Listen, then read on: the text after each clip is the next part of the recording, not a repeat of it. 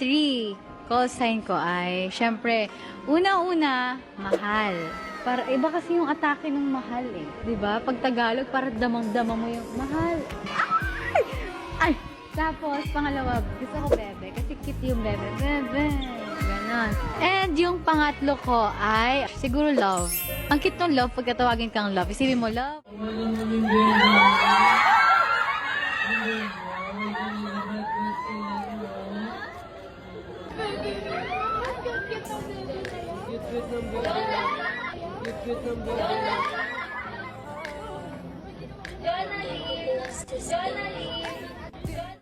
Top 3 is love.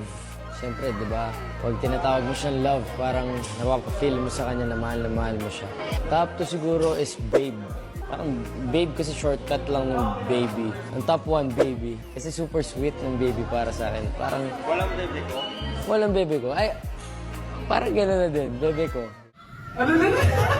Okay. Oh, Ashton, sa'yo. Sige. Bebe ka na. Grabe!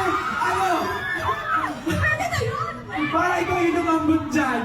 Para natunaw. Kuya ko lang.